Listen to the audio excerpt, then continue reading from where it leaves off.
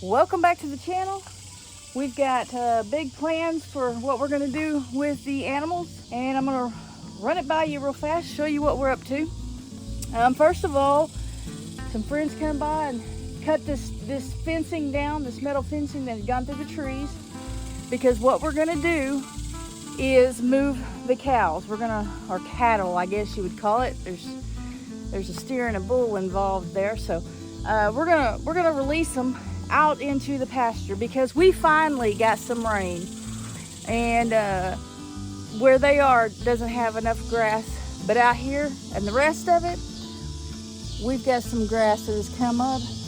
So this perimeter is completely fenced in.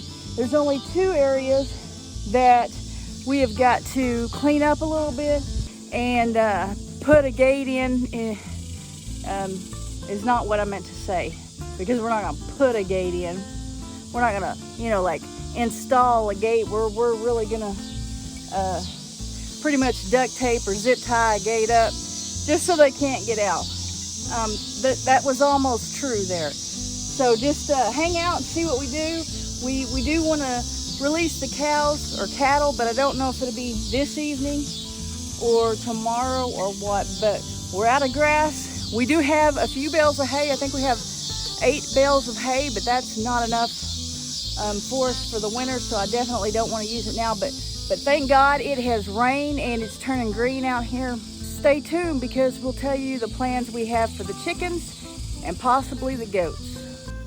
They've cut it all down, and now Greg and I are gonna move this trash.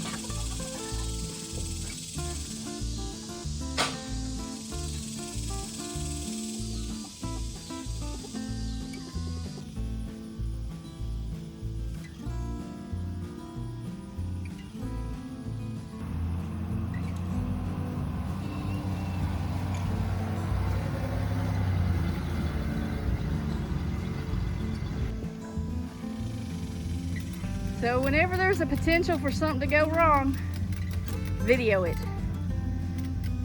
Right, Greg? Yeah. Did you agree with me? Yeah, I said yeah. You agreed with me. Somebody could get hurt. Hang on.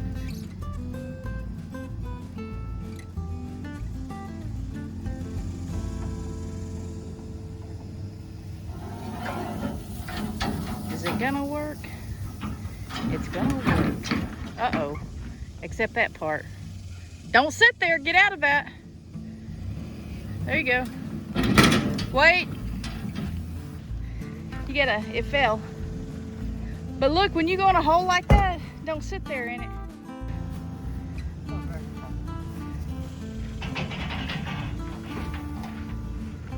Oh, I gotta help you. Hang on.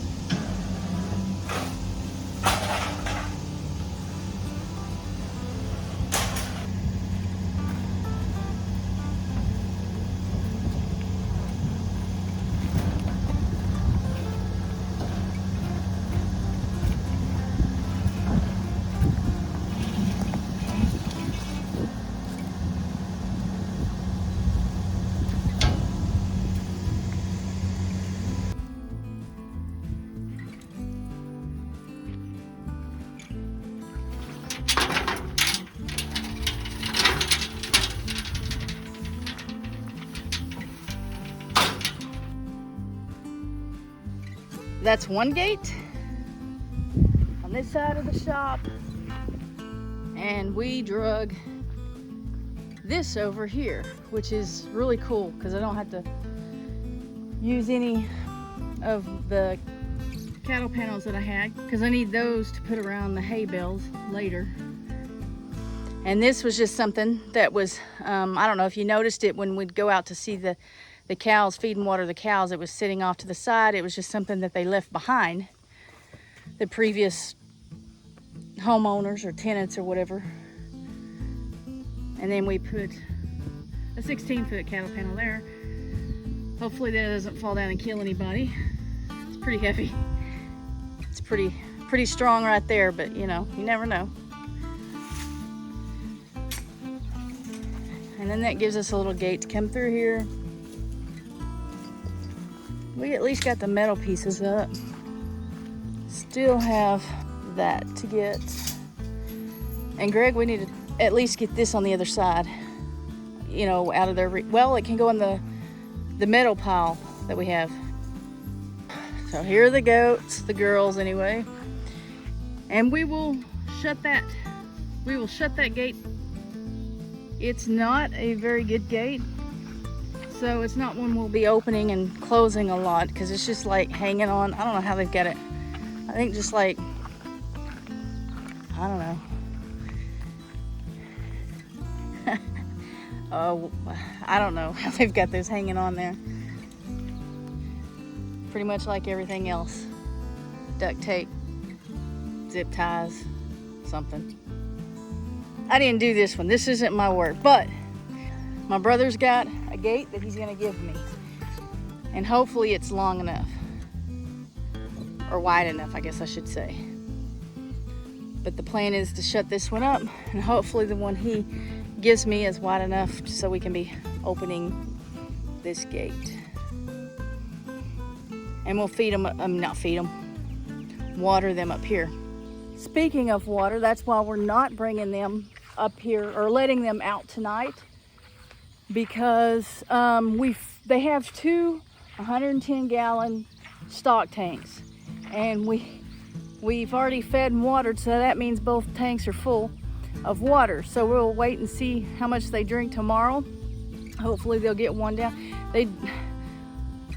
You never know how much water they're going to drink, so they might lower the one down enough where we can transfer the water from one to another, or they might not. We might have to wait a couple of days for that to happen, for them to drink enough water for us to empty one of the stock tanks and bring them over here. But what I'm not going to do is waste the water there. We put water in there, and so we're going to just let them drink it down before we do anything. And with the chickens, we're going to build a chicken run. It's going to be, I think he said 16 by 24. I don't know. Big. I'm not looking forward to having to do that work. I'm hoping that I'm able to get Hunter over to help dig the holes for the posts. So right now we have the tin there, the roofing tin. We got that from right here. It was up, kind of buried right here, so we got it out over there just to see what kind it was, how much of it we had, and what kind of condition it was in. So right here is although right there is not a good spot for it, right here is not a good spot for it to waste away either. So we got that up, and it won't be there forever. And I could drive a vehicle through here if I wanted to, if that wasn't there. So if you think about that, and coming through and opening a gate, whether it's this gate or another gate, you open a gate through here and bring a vehicle or a four-wheeler or anything. If you can see that flag there, that's one corner, and then the other one's over there. So I don't like, that would just pull you, it would kind of limit where you could drive, I guess. I guess you could go around this corner, but it was kind of rough. Just one way. Unless you're in a four-wheeler, you could go the other way, but a vehicle, a truck, would have to go this way. If we put this giant chicken coop here. At a later date, I think I'd like to get some more hot wire to use to rotate the cows with. But that'll be a later date. We're not gonna worry with that right now.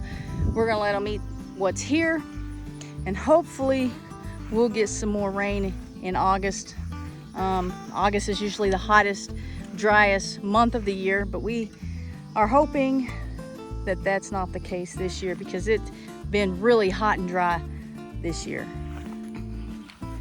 And some of you might have noticed that I took this down, and I took the fence down because I'd hit the corner with the tractor trying to brush hog up by the fence, and I hit it with the tractor and I bent it. This one right here, actually. This is one of the corner posts, and I bent the corner post. So we're gonna put new ones up and stretch it and put the bucks back over here, build them a shelter that's suitable for the winter coming up. My understanding is we might have a cold winter. And instead of just 2 bucks, I have 3 bucks now and a dog. So I need to make it quite a bit bigger, better, stronger. We had plans of working on this chicken run this weekend because of the trouble we've had with the predators. If you saw the last 2 videos, I told about that and showed that I had lost a lot of chickens. Well, we were gonna do the chicken coop this weekend, or at least start it, and it's rained it rained Friday, Saturday, and today, which is Sunday, and I'm not gonna complain about that. Maybe we'll get started next weekend. I have to work during the week, so we need to get it done soon, because the turkeys are gonna be in it for a while at least, and they are getting bigger. Plus, I didn't show you before, but we did buy some more chicks. I wanted to get 10. Dad said you might as well get 20, so we got 20 chicks that are gonna need to come outside. So we gotta get this sucker done. And just before we go, I think I'm gonna go ahead and get it out there. I am thinking about selling some of my goats. This drought and this extreme heat made me realize a lot of things. And one of the things is, as the weather changes and as things get worse socially, and better, it'll go back and forth. I realize this, but we're heading towards some hard times. The goats have been more or less pets. They're fun. It's a hobby, I guess. And when we get into droughts and we get into really cold seasons, and when we get into where we can't get food for them or for ourselves, and we've got to make decisions on how to handle the animals, I don't want to have a whole bunch of pets out here that I'm trying to take care of, or a whole bunch of pets that I'm not going to be able to take care of or feed, because I'm trying to take care of myself.